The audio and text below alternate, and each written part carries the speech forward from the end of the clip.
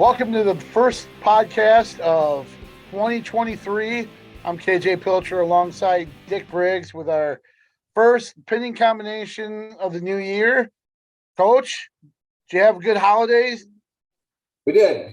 Had both the kids are back. Lauren from UNI and then Kyle from North Carolina. So that was fun and got a lot done. Now I will say though poor Lauren had her tonsils out, so she was ailing a bit. So, Oh, that kind of stinks. Yeah. So, but good times had, even though a little bit of a lull in competition and stuff, but there was some things that kind of went on. On the college front, not so much on the prep side, but we can take a look ahead and when that comes around. But let's go ahead and jump into the the holiday tournaments. This was the first year of the Soldier Salute in Coralville at Xtream Arena. I think before the tournament started, Tom Brands was kind of asked about, why the Soldier Salute and, what became, how did this kind of come about? And, he was pretty honest about, the way the Midlands had kind of canceled the last 2 years. He didn't want to get caught without competition, something maybe that was a little bit more reliable in this day and age. The Soldier Salute, they tried to get it off the ground last year when the Midlands canceled. Too short of a turnaround. They tried to do it in like a matter of weeks, and just how to organize a tournament. So that's just really hard to do. And this year, even though it was, kind of Iowa and others, I guess you would say, still seemed like a pretty decent competition, at least the way it was run. Seemed like there's some potential for it to grow and kind of stick. Right. And I guess we can look at it this way. There's really three major tournaments during the holidays. And now, I guess if you can call this one a major tournament, it's not quite there yet, but I think maybe you can enlighten me as to how it'll be next year. But you have the Southern Scuffle, and then you have the Midlands that we talked about, and both of those still have, I would say, were a tougher tournament than the Soldier Salute. But it's first year, and you got some teams that are locked into contracts. So we'll see how that pans out next year. But maybe you have some information on that. I know, talking to some of the tournament organizers, there are about a handful of teams that have already said they're in for next year. It's the Soldier Salute. Situations where this year they just couldn't make it work with their commitments already on where they're going. So, they're looking. They've got teams lined up ready to join in for year two. So, I think it's. I think it helps having Iowa buy into it. Iowa had 29 wrestlers that competed overall, and attached and unattached wrestlers. And I think that's gonna I think that helps when trying to market this to other teams and programs that, hey, they're gonna be there, they're gonna be fully stocked, we're gonna have some good competitors. And it'll be interesting to see how that grows. But already sounds like they've got a group of teams willing and waiting to join the field. Right. And Iowa had pretty much fielded their entire team, I guess. I guess there were a couple that might have been out. Some illness and injury kept Siebrecht at 57 and Nelson Brands out at 74.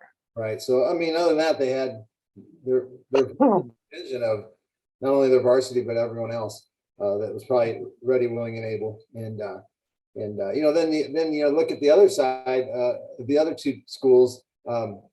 you and I sent a good number of wrestlers there, but not really many of their varsity.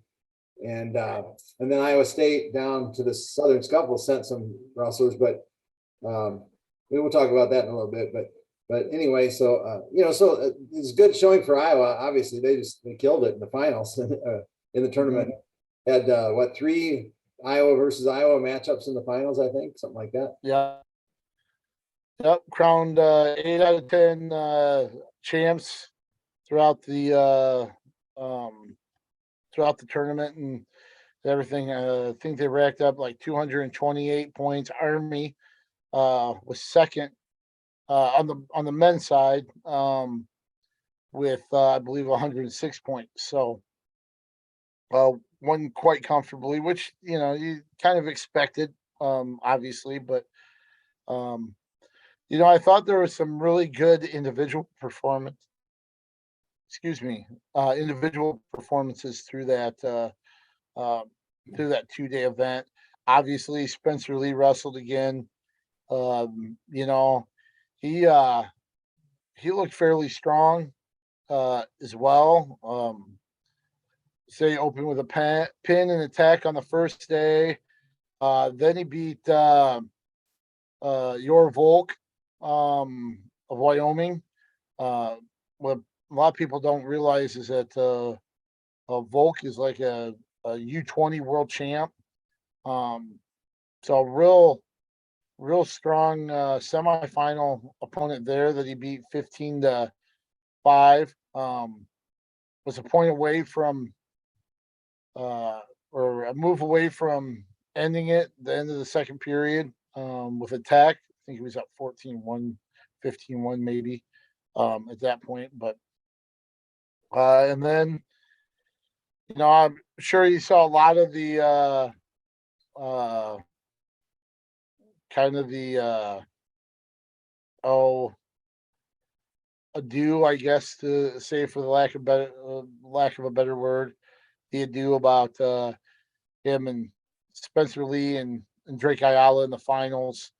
Lee built a 4 or 6-0 lead in the first period and then got fallen 124. A lot of people weren't sure that match would happen. It did. Some people are kind of reading into the post-match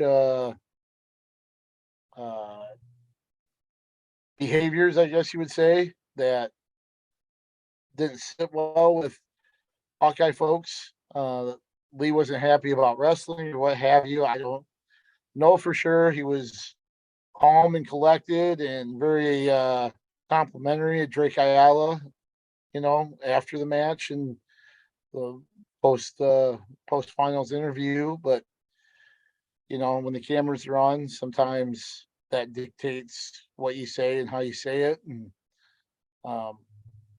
but Spencer Lee looked really good. Right. And sometimes you forget about the camera and your frustrations and whatever take over. I don't know what the issue was. I mean, I can guess and I can, other people are talking about it and that sort of thing, but we got to see a different side of Spencer Lee. And I'm going to say this: Spencer Lee has been nothing but class for the 5-6 years that he's been at Iowa. And he has, in my opinion, lifted the program and put it at a level even higher than it already was. He's got an opportunity to be the first 4-timer, and you've got people that saw that, and now all of a sudden they're anti-Lee people. They're just bashing him. I'm like, the fan base at Iowa just frustrates me at times. I mean, throughout the football season, now the basketball season, now the wrestling season, it's like you're never satisfied, you're never happy. The guy's probably the best that's ever been at Iowa. He got upset. I don't know what he's upset about, but he's afforded that. He's a competitor. He wanted to get out. Maybe he's been watching for the last 5 years when different teams and maybe Iowa gets into the finals with the two people that they do a double forfeit. I mean, we see that all the time, and so maybe it made sense to do that with a bad knee or 2 bad knees, or when you think both of them are coming off injuries, even Ayala's coming off injury as well. I didn't think the match would be wrestled, to be honest with you. Right. And then talking to people along that side, like, hey, are they going to wrestle in the finals? And they're like, don't know why not. I was like, oh, okay. And then sure enough, they took the mat and, you know, but And there's talk about on social media about should there people that forfeit matches, which Iowa has done it, last year and the years past, and other schools have done. Remember at the Big Ten, they did it, has done it quite often, where they forfeit matches, get to the point where they qualify, forfeit matches, and in some cases I think it makes sense, and then other cases I think sometimes, I'm not saying Iowa does this, but maybe some other schools, and maybe so, or would do it maybe to protect a seed or something of that sort. And so there's discussion on that as well. So anyway, it makes for fun discussion online, I guess. and my take with it, obviously the protecting seed thing is kind of chicken crap, right? Yeah. That, and I'm sure it's done by some people. You'd be really naive to think all medical forfeits were strictly based on injury and stuff. Somebody at some time has done that, right? But for the most part, I think they're probably legit. And I always look back, one of the most gut-wrenching finals that championship national tournaments, what I mean by finals, not final championship matches, just the national tournaments. The most gut-wrenching national tournament I ever remember was Matt McDonough's senior year. Yeah. When he didn't place. And a lot of it had to do with the shoulder injury. You could tell he just didn't have the same strength. He just wasn't the same wrestler, and it was because he was wrestling one-armed for the most part. Even though he's the last one to, he was the last one to concede or say, that was what happened, but kept him from being a 4-time All-American. And, that was tough. And you got to give him credit because he wrestled that entire season. When they said, hey, you're not going to hurt it any worse, you either got to decide to gut it out or, have it taken care of. And he gutted it out. I think Iowa changed its philosophy, not changed its philosophy, but they had a different approach with Corey Clark. Corey Clark was beat up and banged up. They pulled the reins back on him especially the second half of the season. He did not wrestle a full slate. He kind of had matches intermittent through, the schedule until the postseason. And what happens? He ends up winning the national title.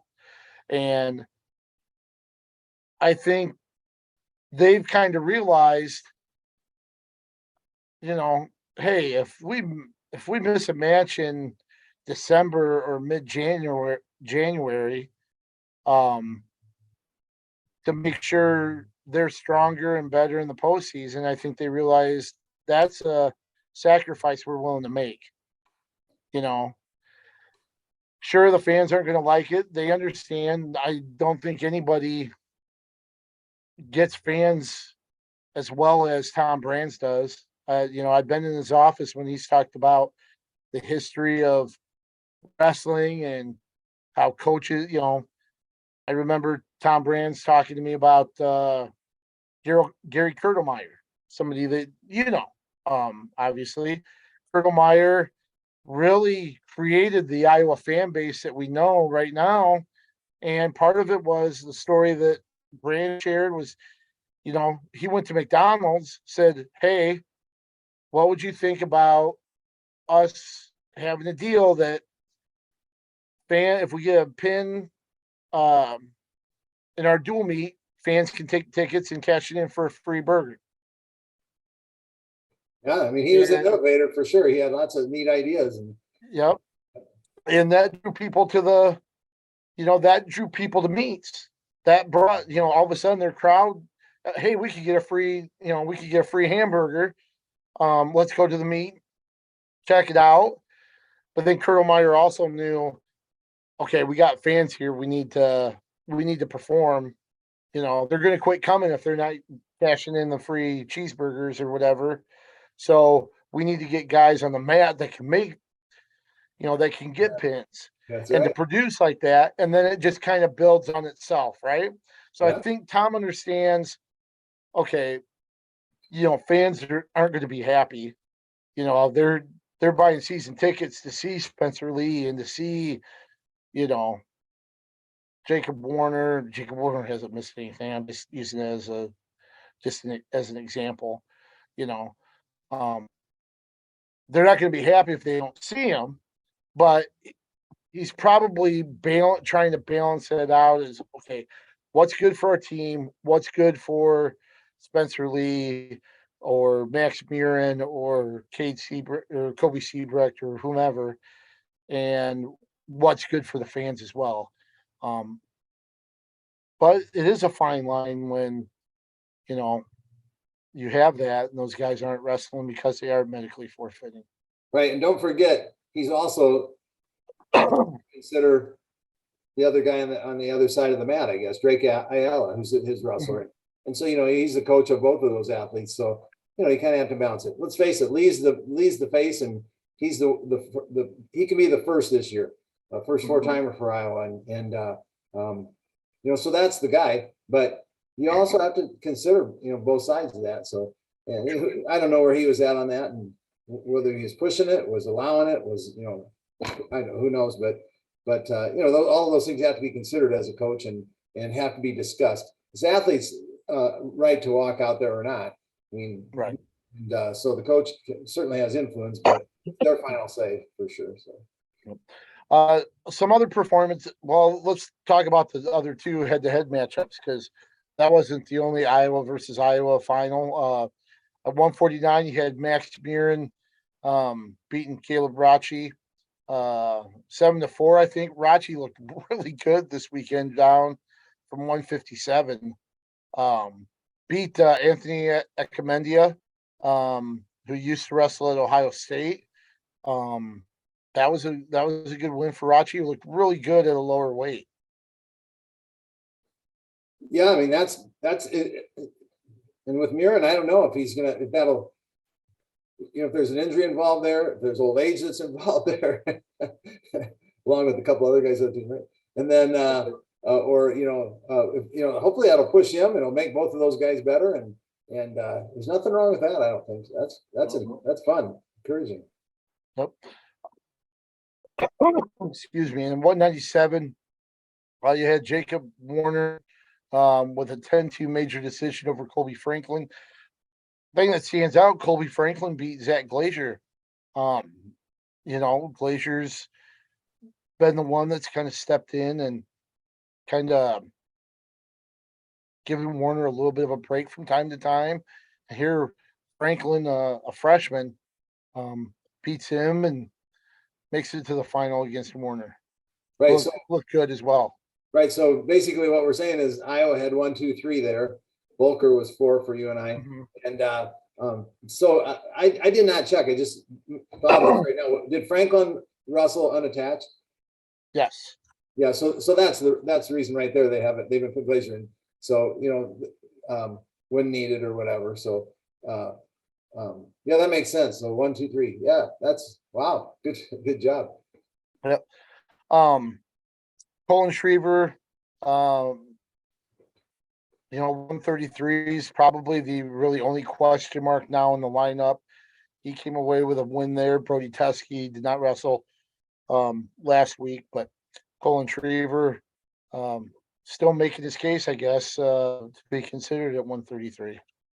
Yeah, I don't know what's going to happen there. I guess my gut feeling is probably Teskey if he's healthy and down to weight and all those things that need to happen. And I don't know what the issue is, but then if it's not, then it's Schriever. So, I mean, I don't think there's a great separation between those two, but I think Teskey, did they wrestle early on this year? Or was it a wrestle off maybe or something? Wrestle off that I think might have went into overtime. Okay, that's what I thought. I thought Teskey was really close. Yeah, very close. So who knows? Tony Cassiope pinned his way through the bracket at heavyweight. Not, obviously no real surprise there. He's got 9 pins and his 11 wins so far this season. Patrick Kennedy also, Abasad won at 184. Patrick Kennedy with a win at 165. He beat Jack Thompson, wrestling unattached from South Dakota State. Jack Thompson, former Union Community wrestler, up at South Dakota State. He was unattached. He's unattached this year, in a redshirt the entire season. But Jack Thompson looked good getting to the finals. Yeah, I saw a picture of Jack, and then in the background had Logan, his brother, back there coaching him, and there are reports that also Max was coaching him as well. So that'd be kind of neat to have the brother acting on the mat, So that just makes it fun. It's a kind of a special little note on that one. Yeah, and that was kind of cool. It's interesting because I think Jack won his state title at 138 as a junior, and to see him bulked up to a full size 165 pounder, and I even talked to him that day after his semifinal win over a kid from Army, and he kind of laughed because I'm like, "You're a lot bigger than I saw you last." He goes, "Yeah," he goes, "I kind of remember how I was pegged to be a 41 pounder or 49 pounder in college, or projected to be that. And those days are long gone." And like I said, he's a full size, looked like a strong 65 pounder. Yeah, that happens. You have some kids that continue to grow. In our household, I think Kyle was projected at 57, 65, and he never wrestled either one of them. So, Right. In fact, more as it ended up, about 50-50 at 74 and 84. And so you have that kids that are still growing, or that get into the weight room and put that growth on themselves. So and that if I had to do it all over again, back in our era, it was cut as much weight as you can to try and gain an advantage by wrestling a smaller body. Well, if everyone's doing that, you're not wrestling a smaller body, right? So, right. But so now if I had to do it over again, I'd get in the weight room and do it that way and just wrestle up, make it more fun. For sure. You and I on the men's side, they sent I want to say double digits down there. You kind of mentioned Wyatt Volker. He ended up finishing 4th, made it to the semis, lost a close one to Jacob Warner in the semis. I think it was 3-1, 4-1, something like that. Then lost pretty handily to Glazier of Iowa in the 3rd, 4th place match. But Wyatt Volker still, I tell you what, I'm impressed with what he's done. It'll be interesting. I still think they'll probably redshirt him the entire season. But I just wonder if there's any temptation there for Schwab to maybe ask if Wyatt wants to give it a go and plug him in at 197 for the second half of the season. So have you seen any pre-meet lineups for you and I in Wyoming? I have not seen that yet. Tomorrow? Okay. And the reason I asked that is because yesterday I was talking with Carter Happel, and I saw that they were going up to watch the duel against Wyoming on tomorrow, and it got me wondering about Volker being in there. So I hope they don't take Volker's shirt off. He's had a great season, and I know that's very tempting, but I know and it's 97 is a spot where they could benefit by having there, but I just think the 4 years after this, maybe they're wrestling the 4 times, and keep the shirt. So so we might see that. It makes it an easier decision if you can get 4 matches out of him, and not lose the red shirt. So I think that's neat. And you and I had some other place winners, as well. RJ Weston looked pretty decent. He was 5th at 157. Evan Yant, Garrett Funk were both 8th, as well. Adam Aronson at 197, same weight as Volker. He also got 8th. So, like we mentioned, you and I didn't send starters, but they had some good performers for the people that they sent there. Right. So they had one other 8th place finish at 141, Connor Thorpe. So all non-starters. So with Wyoming coming in tomorrow, they're prepared for that and elected to not wrestle in that big tournament. So this tournament. Sure. A couple things that I thought was kind of neat. I think a lot of people talk about coaching trees, right? A lot of people mention Gable's coaching tree. Obviously, that was really significant because, at one time you had like all but 2 programs in the Big Ten being coached by former Iowa wrestlers, or people that had been on Gable's staff. Tom Brands has a lot of wrestlers that are out on on other staffs as well. But you're starting to see Doug Schwab's coaching tree start to expand a little bit. You saw that a little bit at the Soldier Salute. A couple key assistants, Blaze Cabell at Navy was there, had a finalist in heavyweight, Ryan Katka. He got second to Tony Cassiope. Blaze competed, kind of helped out at Fresno State a little bit. Then I think he went to Campbell and now followed Kerry Collat to the Naval Academy. And then you got Cody Caldwell at South Dakota State. South Dakota State's made some big gains under Damian Hahn. And Cody, I think Cody's been a real key factor, especially with that pipeline of Iowa preps that are on the SDSU roster now. So I think we're starting to see, Schwab's coaching tree kind of take root.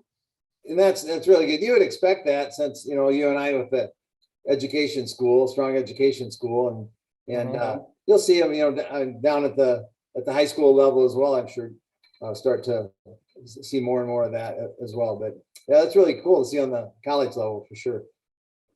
Then the Soldier Salute had the women's competition as well, and of course, Iowa right now on the women's side, they're not representing the school officially yet. That doesn't come until next season. They're training, they're working out, doing everything at Iowa except can't compete officially for the Hawkeyes until next season.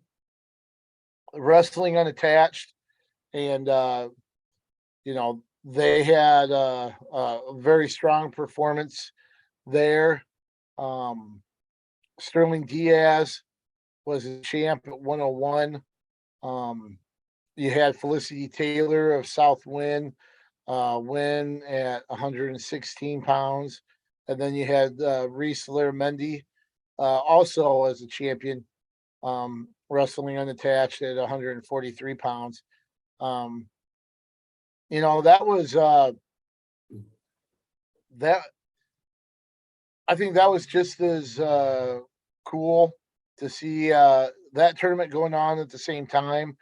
One of the moments that I thought was probably Um, one of the one of the coolest things I think I've seen in a little while. Um, when Felicity Taylor, as we've said before, a former South Winneshiek wrestler, um, she kind of grew up uh, very aware of Megan Black, who is now Megan Black champion. Um, and she's a member of the armed services. I believe she's part of the at least she was part of the Army's women championship athlete program, the WCAP program. But after Felicity Taylor won her title, they had award ceremony that you would see it like the U.S. Open, where people would award the championship back to the wrestler right after the match on the mat. They had that soldier salute tie-in. They had military members doing that. Megan Black champion, who was the first female wrestler to place at the uh, Iowa High School Athletic Association Boys State Meet, was a pioneer for girls wrestling. Obviously, present the plaque to Felicity Taylor. And in Felicity's own words, it was somebody I looked up to. Um, she's given me the plaque, and I hope to do that for another young girl someday. And I just thought that was just a really cool uh, moment and situation there to see the bridging of those two individuals who who have made a huge impact on girls wrestling in the state of Iowa. Right. I mean, they're giants. They're, for sure. And pioneer is a great word for Megan Black and for Felicity. So Felicity said that, but you know what? She already is. She already is that doing that for those young kids that are watching, and so that was neat for her, for Megan. It was neat for me to see it, for all of us casual fans, and yeah, it was a pretty special moment, I thought. And that's those kind of things have to be acknowledged to help it grow and to help give it that personal side. If no one mentioned that, who would know that, other than the hardcore wrestling fans. But so that's a neat thing to share and to show the kind of the personal side of the wrestling. Yep. And here's something too, and I think about this, and I wish I would have asked her before the World Cup, but when she was at South Winneshiek, I did a feature on Felicity Wrestling. And one of the things that she mentioned that kind of got her into wanting to compete was she tried out as a wrestling cheerleader. And she didn't make it. She was upset because she wanted to be a part of the wrestling program in whatever way. And if I remember correctly, she mentioned that she got cut from she didn't make the cheer squad for the wrestling team, and then decided, well, if I can't cheer for them, maybe I'll try to go out myself. And look what it's become. Yeah. Now she's representing the United States in international competition. Uh, even when she was in high school, she had already kind of taken the reins of helping other girls get into the sport by holding camps for younger kids while she was still in high school and doing little clinics to teach younger girls in her area how to wrestle and sharing what she knew then. And now look where she's at. She's an All-American at McKendree. Now going to be a part of Iowa's first women's program team next season, redshirting this year. And one other thing to mention about the Iowa women's team, this year it's all the work and very little, if any, accolades, right?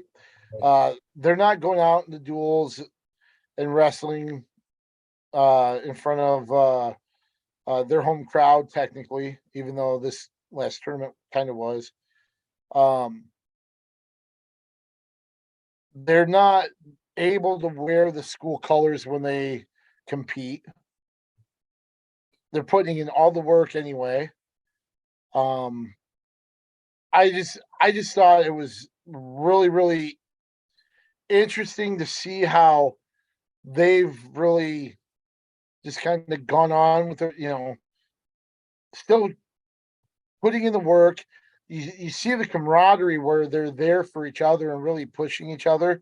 When one of them was wrestling, there was like a Hawkeye mob of uh wrestlers in their corner. Their coaches can't coach them when they're unattached. Um, but I think you really see the unity and the camaraderie of these athletes who are not necessarily sacrificing, I won't go that far, but you know, they're not getting the same payoff in this season that they're going to um in the upcoming season. So I just thought um what they're doing and the way they've responded has been um really impressive. Right. And yeah, I'm not going to feel sorry for them either because they get to be part of that first one. They are part of the first one. They're building it right now. They're setting the Sure. tone. They're making, what happens this year is going to be precedence for, future years and that sort of thing. Yeah. And it's not, if you, sometimes a lot of people want to compare the women to the men right away and want it to be equal. Well, you know what? The men have had how many years of wrestling? Have we got 100 yet? It's close to a century Yeah, of wrestling. over. And then, so we're in our first year, at least at Iowa, for the women's wrestling. So, and not to compare that, but I know a lot of people do. But so that's cool. I like what Coach Chung's building and the how the athletes are responding, and women, even at the high school level, the girls, it's a whole different energy level. It's just crazy. We talked about this before, so it's going to be fun to watch it. I really believe that. So I'm excited when other universities add wrestling and we can start wrestling, at that level. So, and if they don't, then we'll wrestle where we can wrestle. Right. Right. So, um, any other thoughts from the soldier salute? Um, Yeah. Before we kind of slide over to the scuffle. No, I say let's head over there or head down there. Uh, well, Iowa State did have a handful of guys that were originally entered, or that they had planned to send to the soldier salute. That turned out not to happen. I think that was kind of a last minute decision, mainly because I think they were uh, short wrestlers, didn't quite have their full lineup at the Southern Scuffle. Um, but they end up sending 14 guys um, down there.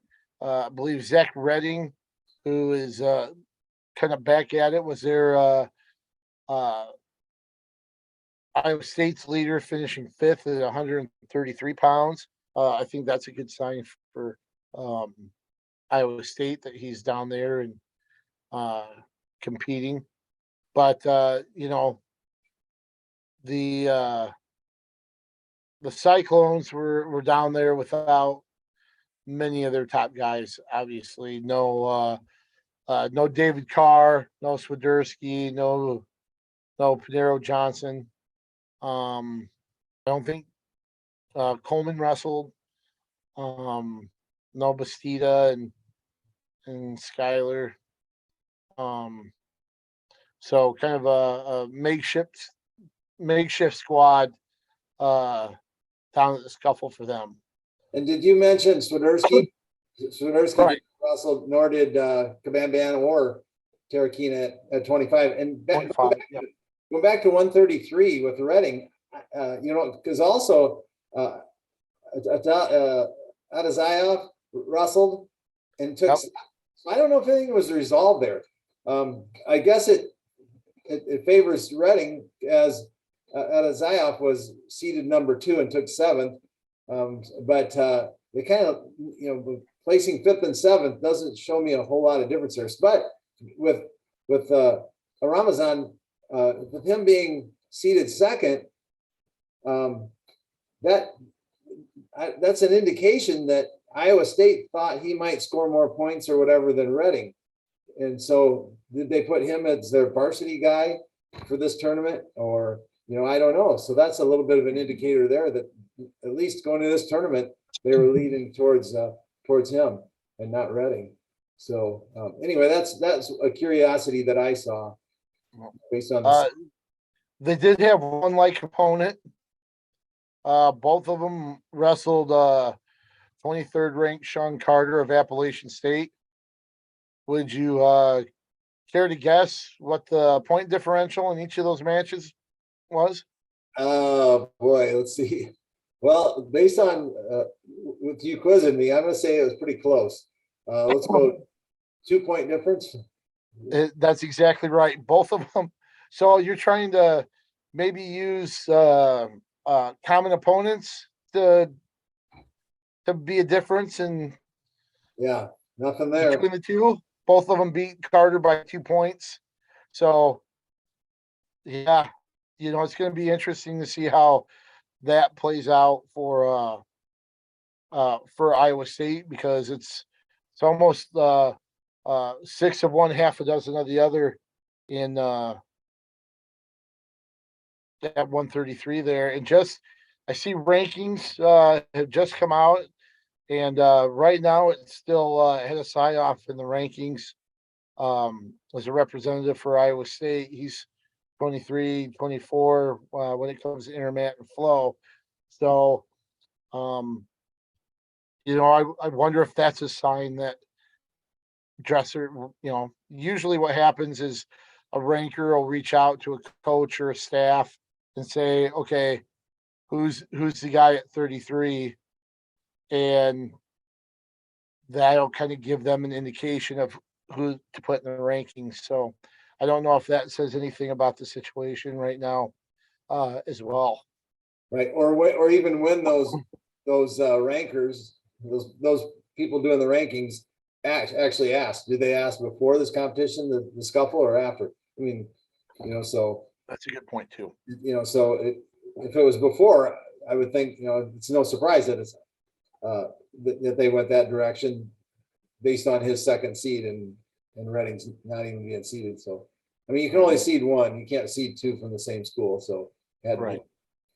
But they did have, by my count, they had 3 varsity wrestlers. I'm not even sure which varsity wrestlers, because, but I think they had Stotts, Devine, and probably Broderson at 74 is a guy, I guess. So those 3, and I think those 3 should have been down there competing, because they haven't done what the rest of the team has done in terms of success so far. And so they need to build that, and that was a good opportunity to go down. All 3 of those guys did place. They were low placers, but they did place. Devine was 6th, and Stotts and Broderson were 8th. But I mean, that's a big tournament. So they got some matches in. One item of note from the scuffle as well. Speaking of Stotts, at 165 in the 7th place match, she wrestled Hunter Garvin. In that final round. Of course, Garvin from Iowa City West, a 4-time state finalist, 3-time champ for the Trojans. He's out at Stanford right now. As a freshman, he beat Stott 6-4 in that placing match. So Hunter Garvin 7th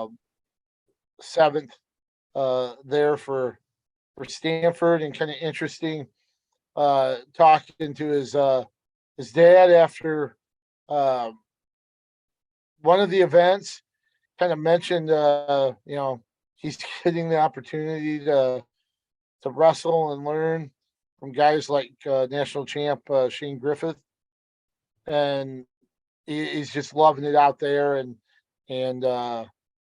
continuing to grow and thrive. So kind of look forward to seeing Hunter Garvin continue to make progress, and can't wait to see him in the Stanford lineup in the future.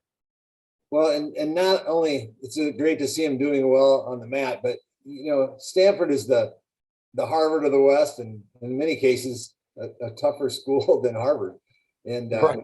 with their academic success. But so it's good to see him doing so well at one of the toughest schools in the nation for sure, academically. Right. Yeah, they wouldn't even let me on campus.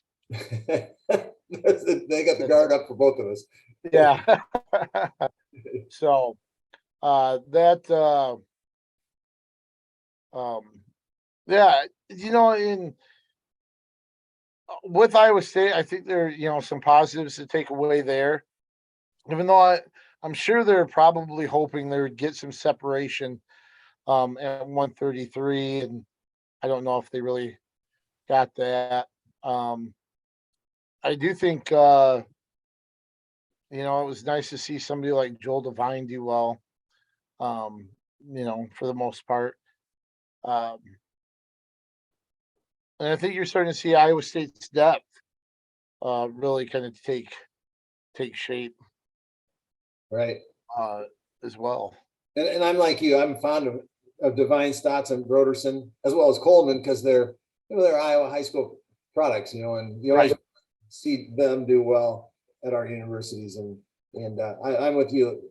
Those guys, good to see them having some success here. Iowa State finished 11th out of 21 teams, but again, they had a skeleton lineup in that respect. Now, Right. I will mention this: Oklahoma State. Geez, I went through all the OSU's right there in my mind. Oklahoma State had 3 champs, had a runner-up and 4 thirds, so they really dominated the tournament in that respect. So. And then they finished with 181 points, and then second place was North Dakota State with 144.5 points. So it kind of shows the separation Yep. there. I'll just mention two kind of in passing. Northwestern won the Ken Craft Midlands Championships. Not a real major field there as well. Wisconsin was there, Illinois was there. I don't think Arizona State was there. I don't think Arizona State, Wisconsin had many of their top guys, or at least they were missing some starters. Wisconsin probably had a few more. I think Barnett at 125 and Trent Hilger at heavyweight wrestling, but no Gomez. Right, and some of the field was split by coming to the Soldier Salute a little bit there. So, and a lot of teams elected to stay home for whatever reason. So. Yeah. So we'll see how that all pans out. As far as the upcoming meets for teams, both Iowa and Iowa State will get a crack at Wyoming, or Northern Iowa and Iowa State will get a crack at Wyoming this week. You mentioned Thursday. You'll see Wyoming and UNI. And then Iowa State hosts Wyoming January 7th. And then they'll turn around and host Arizona State on the 8th on Sunday. So a big weekend for Iowa State. So you can see why maybe they elected to kind of keep some guys home and let them heal up, because they're jumping right into the Big 12 season here. And then you've got that non-conference duel with a really salty Arizona State team on Sunday. Right. One thing that might be in front of us that I just thought of, there's a lot of the major teams, and I'm going, where the heck were some of the major teams? You know what? They were down at the collegiate duels. So maybe that's the, you've got Penn State and North Carolina State and UNI and Iowa State, and so really good field down there, and maybe that's the trend right now. Maybe the universities prefer a dual competition rather than a tournament an individual tournament. So maybe we'll see that as a trend. Yeah, that very well could be the case. Makes sense. And makes sense, especially when we're talking about just kind of the wear and tear and trying to manage schedules and stuff. Having two tough big competitions between December 20th and January 1st doesn't really seem like a good idea for most when their conference seasons are coming around the corner after the first of the year. So, and where else do they have dual? It's not really a tournament, but dual competition type tournaments. I guess you got two brackets, and it is in that respect. But yeah. So that's kind of unique. And they don't really. So yeah. Other than the NWCA national duels, which is not Division One. Yeah, that's all the others, the multi-divisional. That's this weekend in Louisville, correct? Correct. It's I believe it's tomorrow and Saturday. Sorry, let's see, tomorrow and Friday. Actually, I forget. they bounced around in those 3 days the last few years. So Sure. And then so I can't remember this year if it's Thursday, Friday, or Friday, Saturday. So Iowa gets back into its dual competition Friday, hosting Illinois, and then on Sunday I believe they head to Purdue, and they'll kind of get back into that Big Ten season here. Right. And I did want to mention before we got off at the NWCA duel, since we were right there. Yep. Iowa has quite a few teams competing in that. And the girls, on the women's side, the Grandview and Iowa Wesleyan there, and they have 32 teams registered for the national duels there. And then the Division Two, Upper Iowa is there, and they're seeded 6th. NAIA, Grandview, and Morningside. Grandview's the number 1 seed, Morningside number 10. At least they're ranked that way. I would guess they would be seated that way, unless there's some of the teams that are ranked above them. And then in Division 3, you've got Dubuque, Loras, Luther, and Wartburg. Wartburg's the number 1 seed there. And I'm not sure. They don't have the seedings out, but they had the top 8, and that was it. So, and I think that they have 24. If I remember right, they have 24 teams. The top 8 get a bye first round, and then they compete after that. So we'll kind of keep an eye on that, see how it goes. Yeah, it's kind of interesting that they have the NCAA women and the NAIA women brackets. Is that new? That they have? I forgot they do have 2 women's brackets, don't they? I forgot about that. Oh, I just looked at the NAIA, didn't I?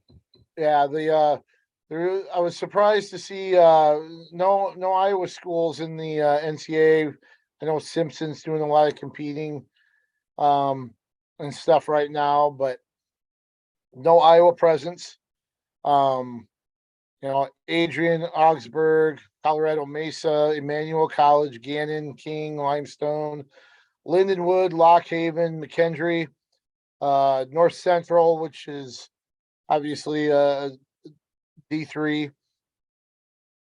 Presbyterian, Sacred Heart, Shriner, Tiffin, and Wisconsin Stevens Point, which is also a D3. Seems like most are D2 schools. You have a couple D1s with Lock Haven and Sacred Heart, a few D3s with Augsburg and North Central and Wisconsin Stevens Point, but seems like the D2 level has some women's programs. And the reason why I even mentioned that is because during the break, Upper Iowa announced they're going to be starting a women's wrestling program as well, which I believe that ups the count to either 19 or 20 total women's college programs in the state of Iowa. Yay. Yep. So, and did you mention Upper Iowa in the D2 men's bracket? Right, and it should be a 6 seed if I'm thinking it right here. So Yeah, you know, they wrestled decently at Indianapolis, so it'll be interesting to see how they go because they really have not had a lot of competitions. I think we mentioned how the Midwest Classic in Indianapolis was their first competition in almost a month. So then they had the break, so they should be pretty fresh. right. And then just to follow up, Cornell wrestled down at the Citrus Invitational, and they had 28 wrestlers compete. So real good numbers in the Cornell program. And I like what I'm seeing with Cornell this year. They're really headed in the right direction. But I have to give special kudos. It's my last wrestler that I coached in high school is still competing. He's Jacob Scherzer was their highest placer. He Really? placed third at 174, went 5-1. It's big brackets. So then he did very well. And then at 197, Trayton Steffen was fourth. At 184, Cale McLaren was fifth. And Allen's back for a fifth year or whatever. It's either fifth or sixth year. Who knows with COVID, right? Right. He was sixth at 165. And then young freshman, they're real high on Gabe Smith out of the state of Washington, took sixth at 157. So they did a nice job down there and competed well. Their next competition is the Cliff Keen Mike DeRoe Invitational, not this coming weekend, but the following weekend. Okay. Well, let's shift gears to the high school level. Not really a lot to kind of digest here since they've been off since before the holidays, before Christmas. But we jump right into the hopper. We've already had, I guess, a couple duels and competitions early in this first week of January, coming back from break. The biggest one that kind of stands out last night at Lisbon, where Wilton came away with two big wins over Mount Vernon and Lisbon. Mount Vernon beat Lisbon as well, going 1-1. But like you said, when was the last time you saw Lisbon go 0-2 in duels in their home gym? Yeah, that was a high-powered triangular that I understand it lasted almost till 11 o'clock at night. Ugh, that's kind of not so fun. But geez. Yeah. So let me see if I'm remembering this right. I think Lisbon's ranked number 3 in 1A. Mount Vernon's ranked number 4 in 2A, and Wilton is ranked number 5 in 1A. But Wilton beat both of them pretty handily, actually. Yeah.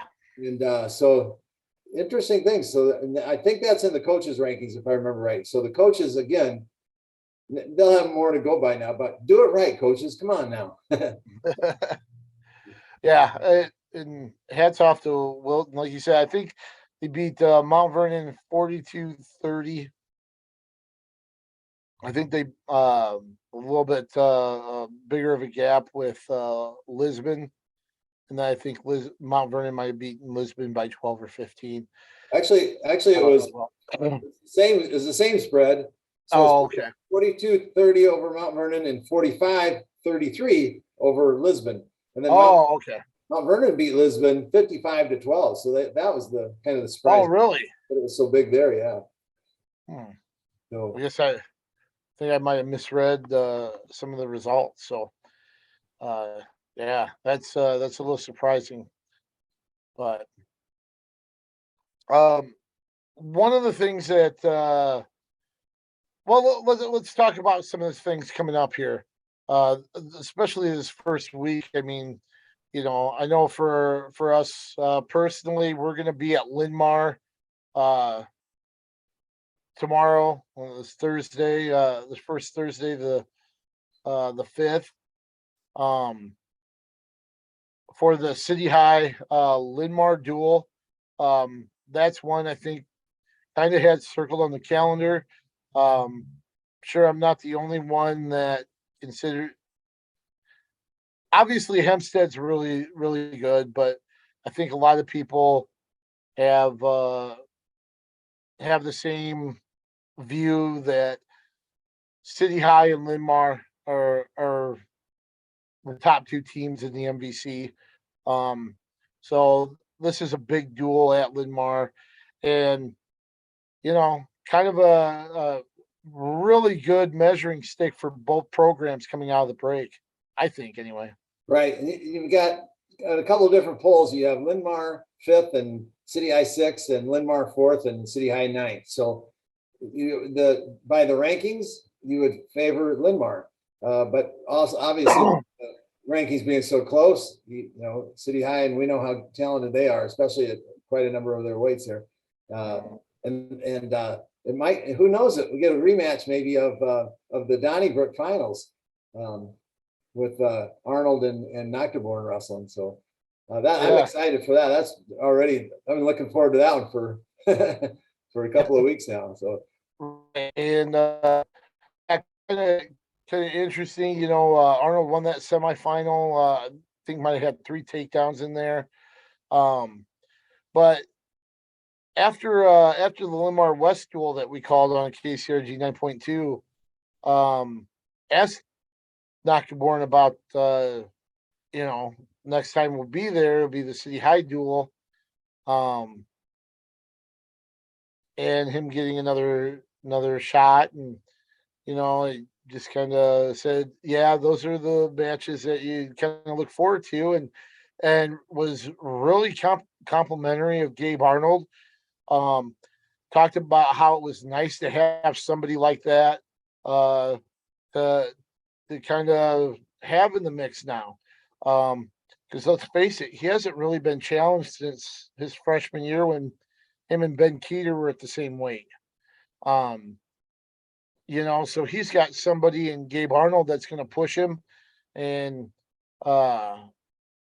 really be a challenge. Somebody that, after losing to him at the Donnybrook, now Nocturborn's the chaser. He's the one hunting instead of being the hunted. So I think Nocturborn kind of takes that as a challenge, and hopefully, fingers crossed, we get that rematch in the duel here Thursday night. Right, and I'm not surprised to hear you say that. My contact with the Nocturborn boys has been, really great, good guys, and then also the Park brothers, also from the Linmar group, and all of the families out there. But those have been real fun to speak with. As a coach, I kind of liked I always called it, you're the chaser, but I call it the revenge factor.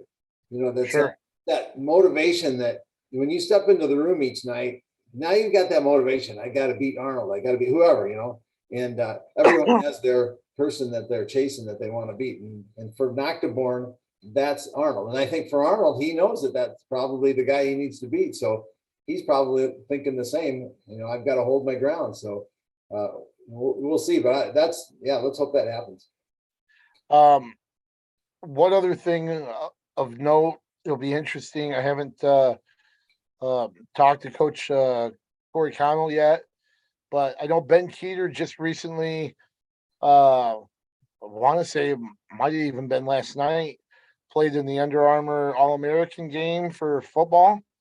So we'll see if he's back and is ready to go for the Linmar duel. I'm guessing he probably will be. Just because he's head and shoulders above most of the competition. He can just kind of step out of the stands and go if he really wanted to. And but we'll see if he's back, or if the All-American game is going to maybe keep him out until Saturday, depending on his travels and stuff. Right. So I have a question. First of all, Keeter's probably got a couple of takedowns out on the field, so he's all right. That's Yeah, I nice. saw him chase down the quarterback once, when the quarterback scrambled for a run and uh, Keeter came 2/3 across the field, halfway across the field, and got the tackle. So There you go. See, he's in good. I don't have to worry about him. And then secondly, this is a question to you. What is this? Is this like a showcase game or something like you see perfect game in baseball and that sort of thing, or what is this a? I think it's more of like a Senior Bowl type, uh, like what you have for college, the Senior Bowl. You know, uh, state wise, maybe compare it to like a Shrine Bowl, something like that, where it's an invitation to come and play an actual football game. Okay, and so here's what's happened. I'm guessing this is new for Iowa athletes because there used to be a rule if you're in a sport like football, if you're in football and that's your only sport you're ever going to play, you could probably do it.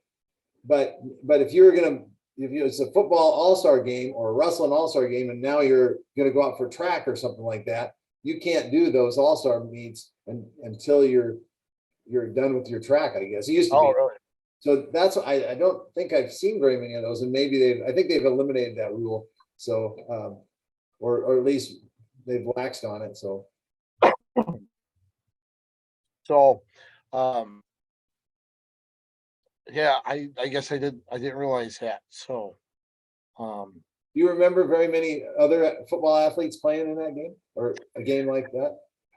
I think maybe Tristan Wirfs did. Um, I don't think it was the Under Armour one, but I think I remember him going down to Texas to play. Um, Now that might have been before he was actually out for wrestling, because if you remember, he wasn't out at the beginning of the season his senior year. He kind of, I think he contemplated not wrestling just because he was like 320.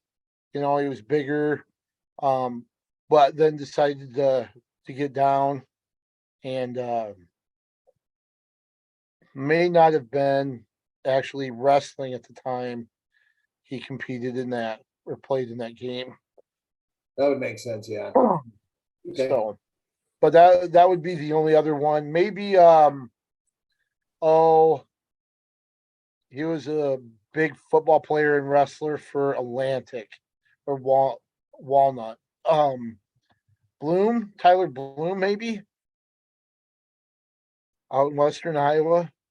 Okay. May That's all. have been in the same situation, but other than that, I don't know. So we'll see. Um, this first weekend of January, really kind of jump into tournaments. I know the Benton Community Tournament is Friday. Linn-Mar has their annual duels, which you talk about Linn-Mar having City High on Thursday, and then you turn around and you've got that dual tournament, which includes Mount Vernon, who, you know, we mentioned, in the top five of Class 2A. So good tests out of the gate for Linn-Mar here after the break with that MVC duel and then their own dual tournament on Saturday. Right. And then we also have the Ames Invitational that we went to for quite a few years.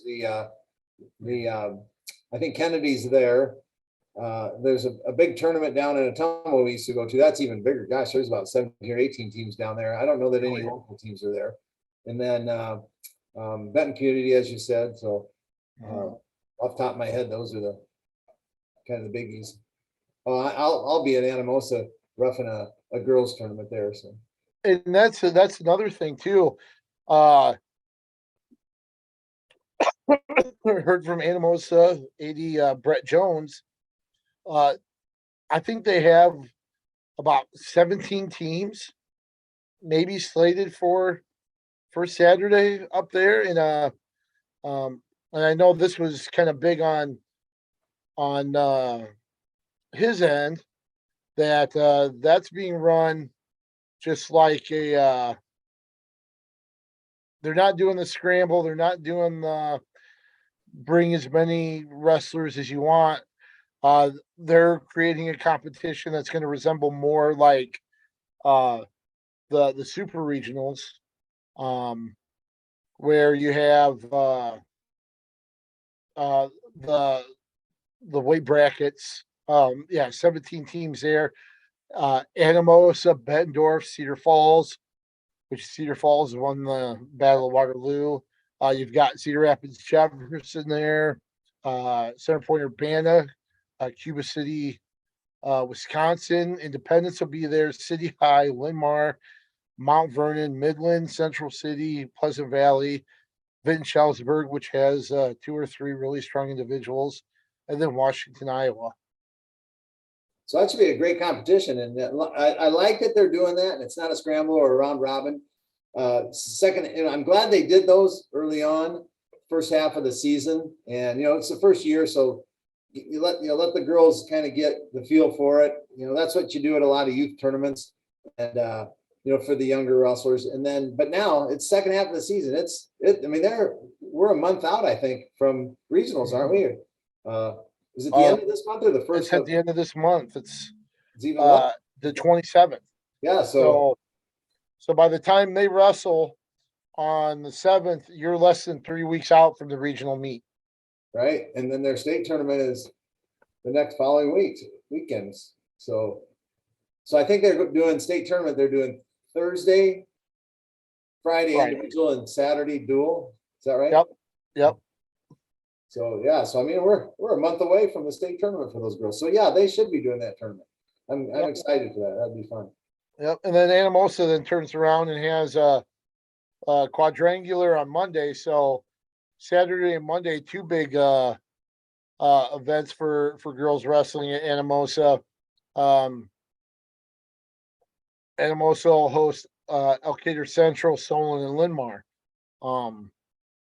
As well for a dual format. So you've got that, you've got the individual tournament on Saturday, and then Monday, the dual meet format for them there too. So two really good competitions up there. As we mentioned, just we're about 3 weeks away from the state qualifying meet, 4 weeks away from the state tournament. The girls union announced that it's going to be releasing its postseason assignments. They've released the host sites, but they did not release the assignments for teams at each regional yet. That's supposed to be coming today for those watching later, Wednesday, January 4th. So we're hoping that we might have them before we were finished with our podcast, but they have not released those on social media yet. So we can talk about that next week. And just a reminder that there's 4 sites, but there's going to be 2 regionals at each site. So there's going to be there's going to be 8 sort of qualifiers, 1 from each of the or 4 from each of the regionals. So even though it's not going to be 8 from the same tournament, it's like 2 separate tournaments there. So it's kind of funny that in that respect. But they've got some pretty neat sites, some big sites to be able to host those. Yeah, the Alliant Energy Powerhouse here in Cedar Rapids, Luther College up in Decorah, the Iowa Event Center in Des Moines, and Tyson Center in Sioux City. So, and I think that's one of the reasons that's allowed them to kind of split up into to kind of get away from the super regionals and have 8 regionals, because they had venues that were big enough, to kind of host that and kind of split those into 2 tournaments at each place. So that was a luxury. They don't have to go out and find other sites to host. Yeah, so good on their part for having those. But I have two sets of kudos. One, kudos to the girls and their families for joining the sport of wrestling, and then secondly, kudos for the union and the people running it at the union to say, hey, we need to have more qualifiers. This has grown bigger than we even thought it might. So good on that. That's really nice. it's exciting. Yep. And like you said, we could talk about the postseason assignments next week when that when that's out as well. But even the coaches and ads are still kind of waiting. I was in talking to a couple coaches that saying, hey, did they give you a heads up early or anything? They're like, no, we're still patiently waiting too. So um but it's gonna go quick, man. It's we got regional duels and their girls qualifiers before the end of the month, and then even at the end of that week, you're gonna be done with girls state and state duels. So go fast. Okay, Now, KJ, you gave me an assignment. You gave me some homework yeah, before we started, so we better get to that. Huh? yeah. Let's close out with kind of our midseason awards. I saw Jeff Linder kind of do that for girls basketball, so why not? Um, First off, let's start. Let's start out with your kind of your midseason MVP or midseason wrestler of the year. Okay, so when you said this, you didn't really say anything other than that. So I'm assuming it's like our area, but I kind of did it for our area maybe, and not just statewide. But anyway, so I mean, wrestler of the year is a no-brainer. I mean, it's just, I mean, if you went to the runner-up, now you've got some questions. But in my opinion, it's Ben Keeter. He's wrestled 15 matches, had no forfeits. That kudos to the teams wrestling him, and he's had 14 pins and 1 technical fall, and he's a Donnybrook champ. And that technical fall was in the finals of the Donnybrook, if I remember right. And Really, so I mean, to me, it's 15-0, 14 pins and 1 technical fall. It's Ben Keeter for me. for me, I'm in the kind of in the same boat, except different person, different passenger in that boat. I'm going to go with Gabe Arnold. Oh, his teammate. There you go. Yeah. Yeah, you know, look at what he's done, and of course the win over Tate Nakaborn. Um, I think you could go either way uh with those two. Definitely um you know great results so far this year, and they're pretty good tandem. Right. Good, solid choice there. I would agree. Yep. And one other thing too, I want to kind of mention. You mentioned the parks. We're talking about City High right now.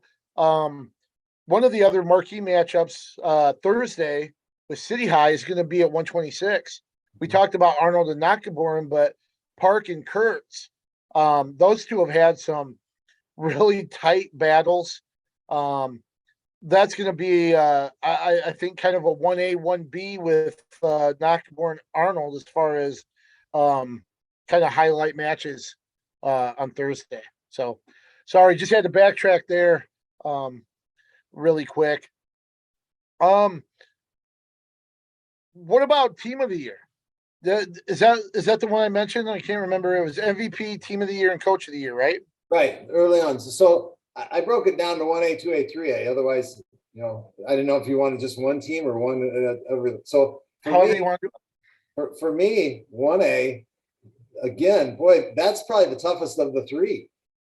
So certainly in our area, but I had to go with Alburnett, even though Wilton is right there on their heels. But I actually went with Alburnett on this one, and with honorable mention, I guess, to Wilton.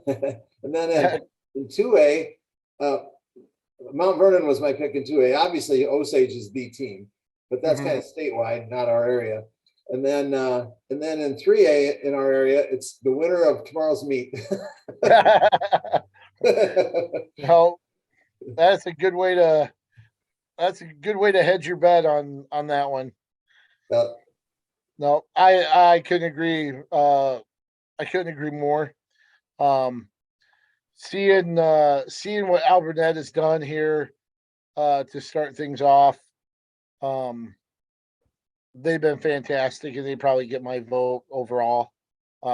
Just you knew what you're going to get from Linmar and City High. Um, well, that's no surprise. Mount Vernon's the only other one that, boy, at the start of the season, if you would have told me, they'd be fourth, fifth, or whatever, and wrestle as well as they have, they dropped fairly close duel, I think, to West Delaware. But other than that, they've been really good. We got to see them against Clear Creek Amana. Watch them win their home tournament. Those two teams, Mount Vernon and Alburnett, really have kind of caught my eye. And the reason why I go with Alburnett for team of the year, just because coach of the year go a little bit of a different direction with the other team I mentioned. You gotta like what Vance Light has assembled and what he's been able to get out of the Mustangs so far this year. So that was your coach of the Yeah, I butted in line and budged ahead and okay. So my coach of the year again. I went with Clayton Rush, Alburnett, with honorable mention to Gabe Bourne at Wilton. So in his staff, their staffs, and I just like what Alburnett's done. I like what Wilton's done. If I had to pick the state coach of the year, I got to go with Brett Jennings, Osage. Right now, they're cooking, but in our area, I went with Clayton Rush. So no, well deserved choices so far, and it'll be interesting to follow those programs as we kind of get along with the season now that we're on the backside of the holiday break. So it's gonna accelerate even more than normal now with kind of the different the little bit of a different schedule. When you think about there being 6 weeks of the season, you think, oh well, there's that 1 week that's kind of off or that kind of slows down before the postseason actually gets rolling. But now with sectionals gone, you go right from girls state to state duels to districts the next week, and you really have 6.5 weeks, and that's it.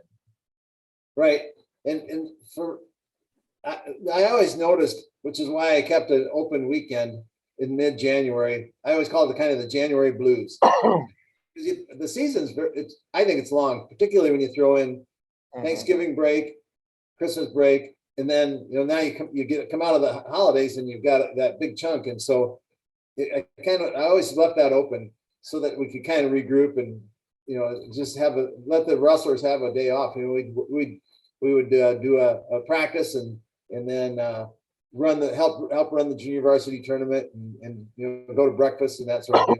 Do kind of fun things like that. But you didn't have to compete. You didn't have to get down to weight. You just had the weekend off.